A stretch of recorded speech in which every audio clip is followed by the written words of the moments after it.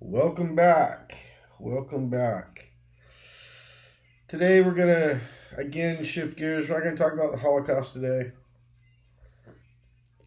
I found out that I need to be very careful about what I say about the Holocaust. I had a short removed a YouTube short that I made yesterday. It didn't last but a few minutes. I didn't, yeah, the community guidelines, I am for. YouTube is a private company. They can have their policy. This is not a matter of violating somebody's right to free speech. I am in favor of the government not being able to force YouTube in what they will or can and cannot or will not post on their channel. So, while I disagree with their decision, I agree with the fact that they have the choice. It said that I had to take their little course, what I could post and what I couldn't post. I just said that the ovens could not have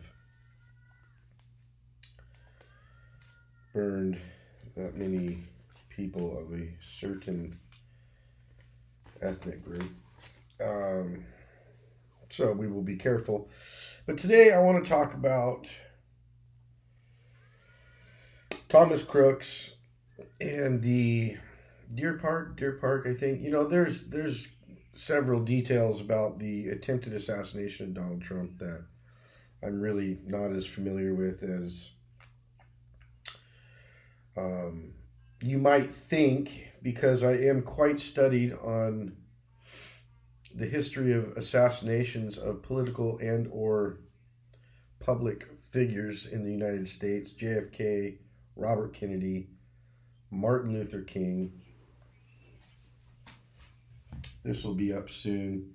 Martin Luther King is one of my, I don't want to say idols. I don't idolize people, but a figure in history of whom I have much respect for whom I have much respect. So,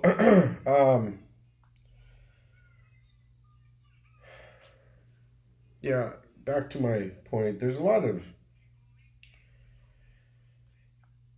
Malcolm X. I was going to say Malcolm X. All the shootings of these people, of course, there are some differences, but there's a lot of similarities. And there was a person that worked, a hypnotherapist that worked for the CIA. He worked for the government. We're just going to say the government because it's really, I think he dabbled in the military intelligence, CIA, FBI. His name is Dr. George Estabrooks. And we'll just say that he worked with the government for the sake of being accurate. And he was reported saying at one point that he thought very likely,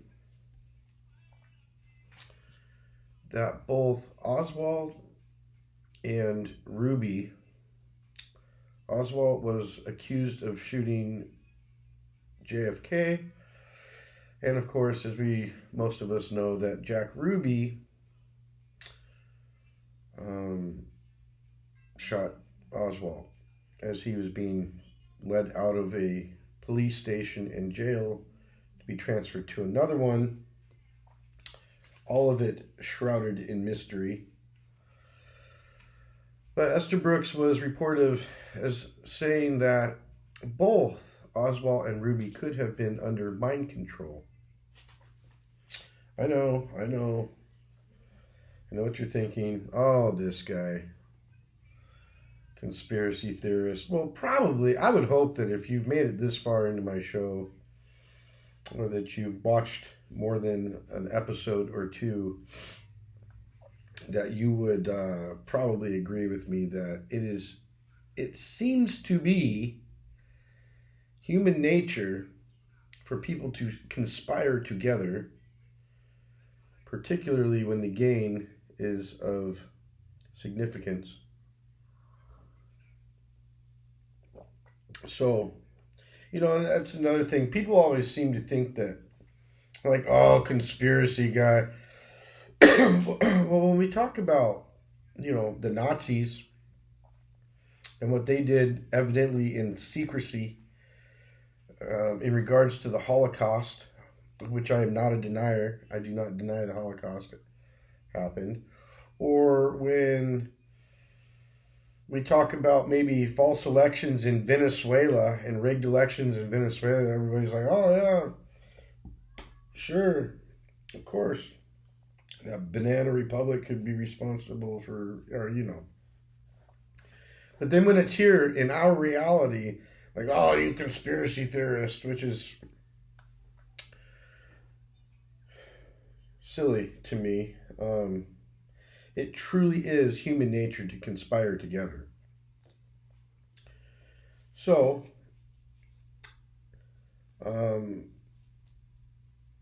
particularly when you consider, I have seen what people will do, the lies people will tell, the deception that people, the willingness to deceive other people for like 10 grand. I was at one time in my life in and around illegal business. Well, not. I won't say in. I don't want to.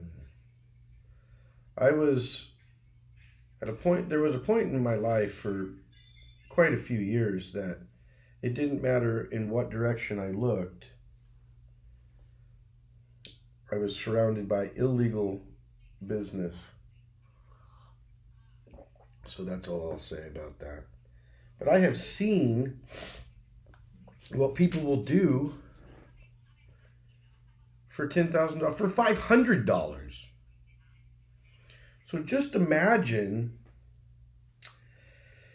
if the numbers were to the tune of millions and billions of dollars, and power and influence and manipulation of markets and countries and people. It's like conspiracy theorists have been painted to be these loons, and trust me, I can speak intelligently about this. I have for all of my adult life been painted this person, and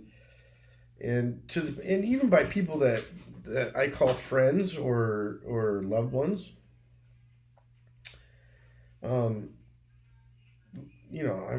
I've been looked at as a lunatic, and it's interesting because now people like Candace Owens or Dan Bilzerian, how do you say his name? I'm probably mispronouncing that, sorry. Bilzerian are talking about some of these things. People that have a platform, and then other people tune in, they're like, oh, yeah. I'm like, well, I was saying this 10, 15, 20, 25 years ago. And actually, there are people out there that think that Oswald was a lone gunman, that from behind and to the right came the shot that moved Oswald's head back and to the left. Anyway, there are those people, but I will say these people are people that haven't studied. I got into a small debate few months back with a guy that said, oh, Oswald was a lone wolf, and so was Jack Ruby. Well, I'm just not convinced. For one, there's overwhelming evidence to say that Oswald was potentially not even a shooter, but certainly not a lone gunman. And Jack Ruby or Jack Rubenstein hardly fits the profile of somebody so patriotic that he was willing to give up his own freedom to seek justice and assassinate the man of whom killed the president that Jack Ruby likely didn't approve of. Anyway, so Dr. George Estabrooks is an interesting character. Look into him. And actually, I want to mention too, so there's a documentary on BitChute. It might be on YouTube, but I know it's on BitChute. Excuse me. It's called Sirhan Sirhan, Mind Control Exposed, and it's by Chase Hughes. Chase Hughes spent 20 years in the military. From what I understand, 9 deployments. And he was a hypnotherapist. He's studied for many, many years. Excuse me. For many, many years, he has researched hypnotherapy, mind control, the idea of Manchurian candidates.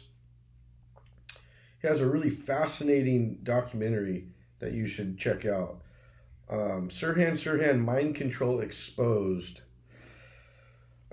by Chase Hughes. And in this documentary, he interviews some other people that are prominent in the community of studying hypnosis, other hypnotherapists. And in fact, I want to read a quote here. In the book, George Estabrooks wrote a book called Spiritism. And in that book, he writes, and I quote, "I can hypnotize a man without his knowledge or consent into committing treason against his own country." And I think this is a quote from another book called Hypnotism that he wrote. Don't quote me on that. It might be from the same book. But in that documentary, George Estabrooks, again, was quoted as saying, "We know that dual and even multiple personalities can be both caused and cured by hypnosis. Moreover, the Dr. Jekyll and Mr. Hyde combination is a very real one. Once it is established, the key to creating an effective spy or assassin rests in splitting a man's personality or creating a multiple personality with the aid of hypnosis." So, I want to make I want to recognize some similarities here. When Robert Kennedy was assassinated, Sirhan Sirhan, a Palestinian-born, interesting, isn't it? Palestinian-born man who moved to the United States. I think he was born in Palestine, lived in Jordan. From Jordan, him and his parents immigrated to the United States, and he was convicted of killing Robert Kennedy. I'm not going to get into all the details. There's not quite enough time for that, or it would be a very long episode. We could maybe do that on a different episode. But the whole case is shrouded in discrepancies. If you look at the case, Sirhan Sirhan could not have killed Robert Kennedy. For one, Robert Kennedy was shot from behind. He was shot 3 times, I think in the armpit. Really, the fatal wound was here, close to his ear, into his head.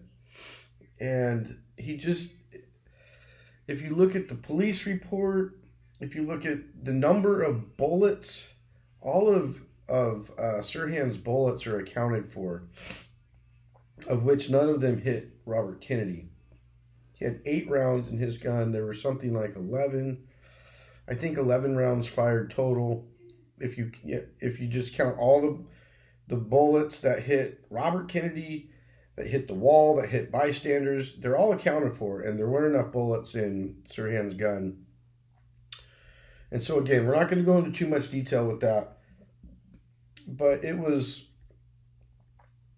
still to this day, Sirhan Sirhan claims to have no knowledge of the shooting, no memory of the shooting, excuse me. And Robert Kennedy Jr., at the request of a man that his father knew greatly, started to look into the assassination. He said that, and I forget this gentleman's name, but he said that I really had no interest in looking into this, but this guy was such a good friend of his father's. He was such a loyal friend to his father that he felt somewhat obligated. And that after he did look into it,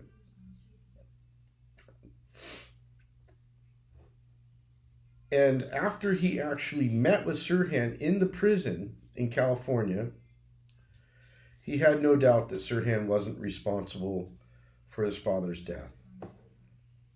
And involved, sure, wittingly, I don't think so. I can't remember what JFK Jr. says about that, but he actually petitioned the state of California to have Sirhan Sirhan released from prison and placed on parole. The parole board granted it. And then Gavin Newsom, the governor of California, vetoed it, wouldn't allow him out of prison. And still to this day, he sits in prison. But I think it wouldn't take much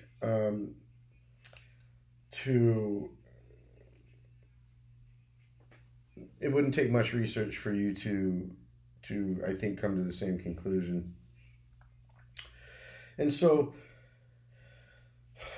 Thomas Crooks, if you look at what happened with Thomas Crooks, if you believe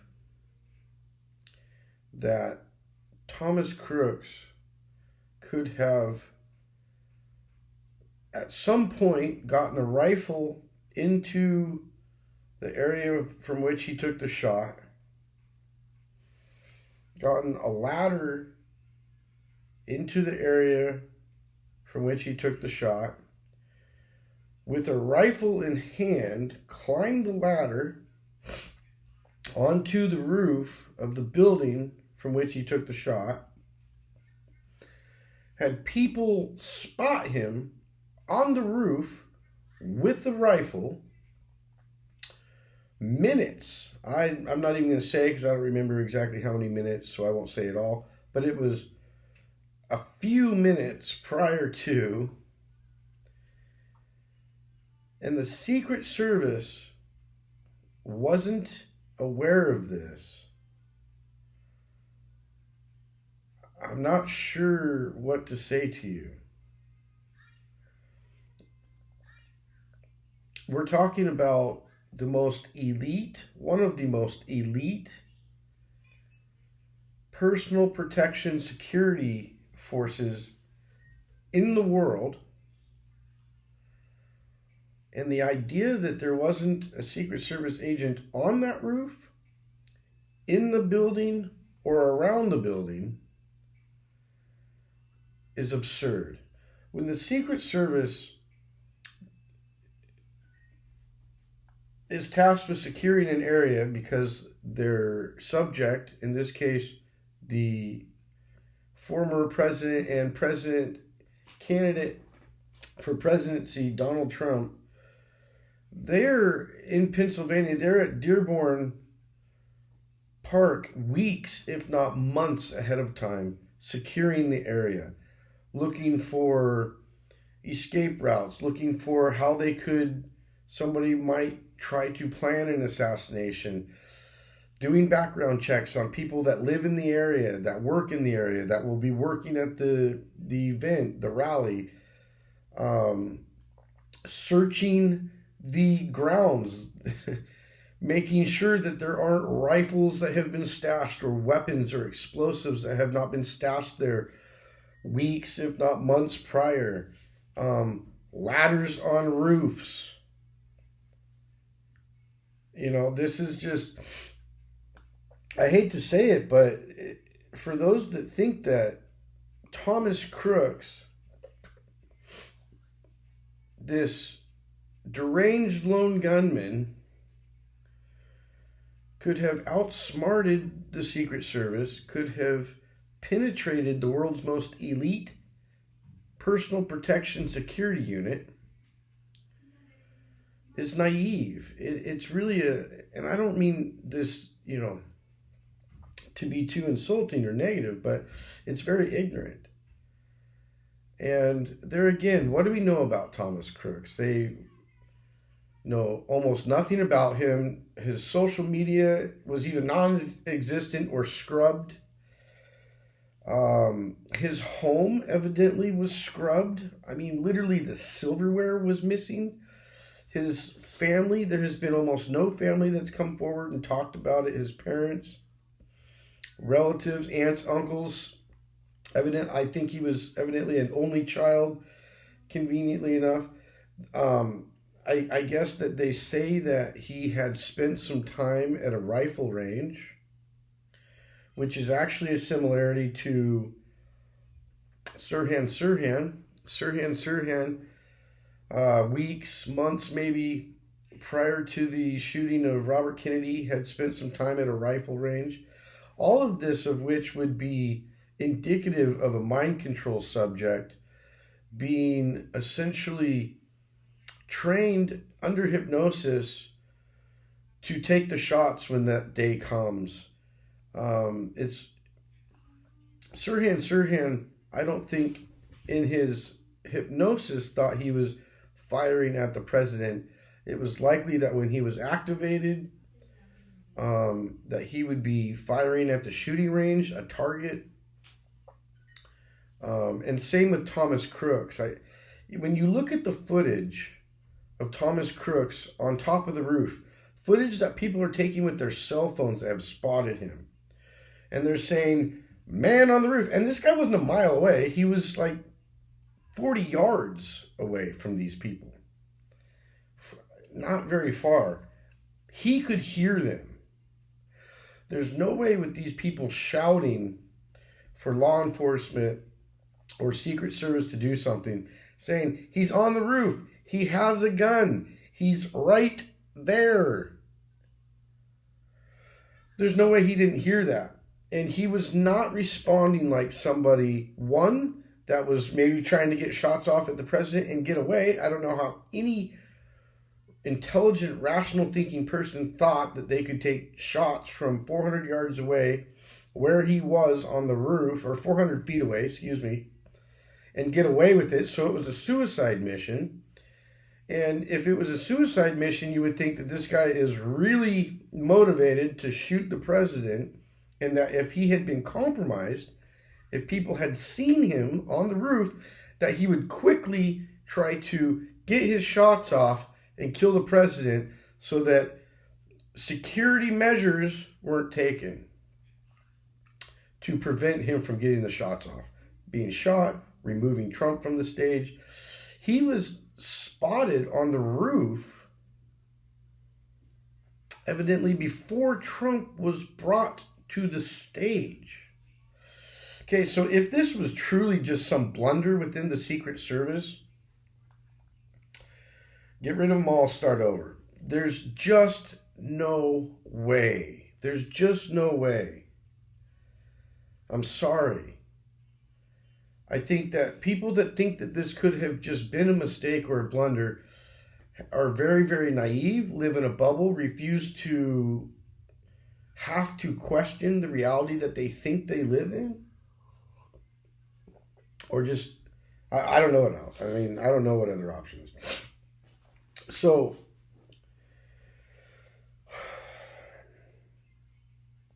I think that the most, if you look at, this may sound funny to some people, but if you look at this rationally, and you stop, and at each moment in the entire event, the entire occurrence of the shooting by Thomas Crooks, this is the most likely scenario. Okay? Hypnosis is not some mysterious thing that people with any intellect should debate. When I was about 19 years old, a friend of mine and I were attending college, and there was this communal area where people would congregate and study, and there was a student store you could buy, school supplies, and I think there was a little coffee shop.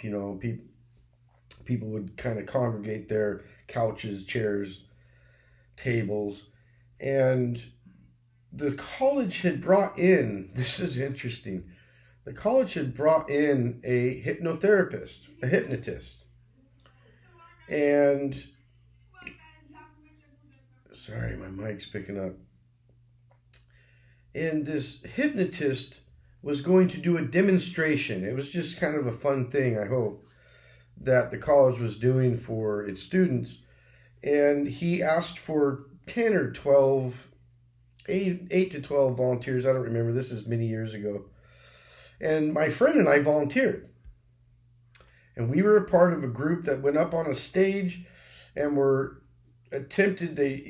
idea was to put us under hypnosis and do this demonstration for the other students.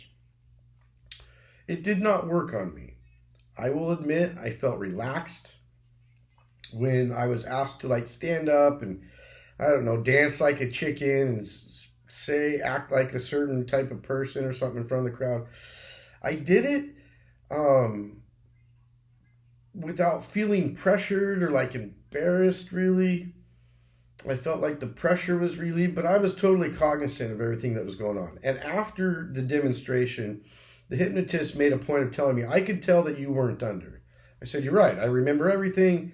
I did, comply with your request, but I was not under hypnosis. I did everything. Now, my friend remembered none of it. I remember telling him, you did this, this, and this in front of the crowd. You don't remember that? He said, no.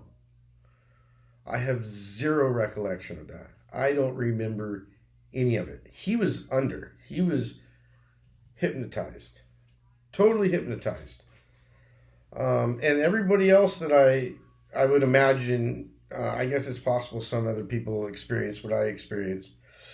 But hypnosis is real. Okay? So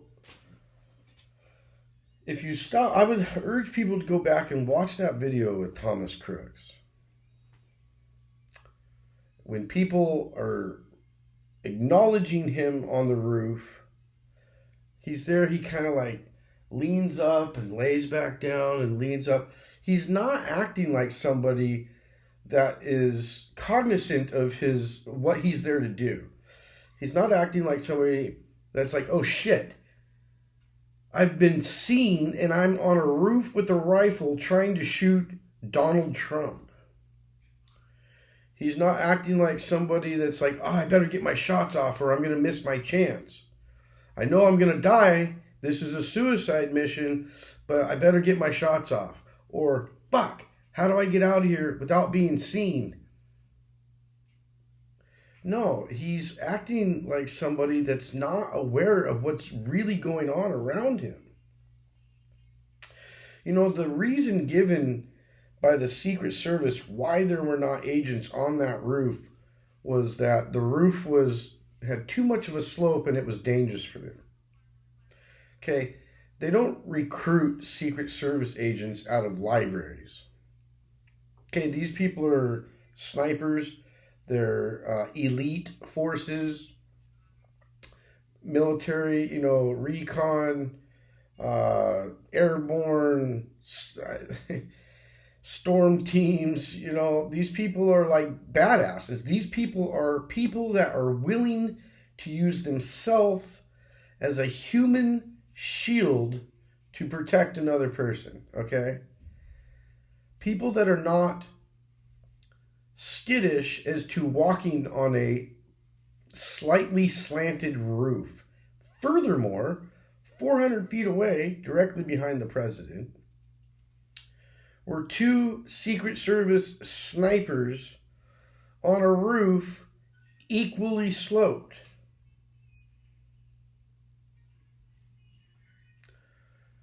Equally sloped. I mean, does that kind of response or does that kind of response to as why there weren't security units on that roof not pose questions? Does that not pique a curiosity in you that is like, wait a minute, are you guys fucking stupid?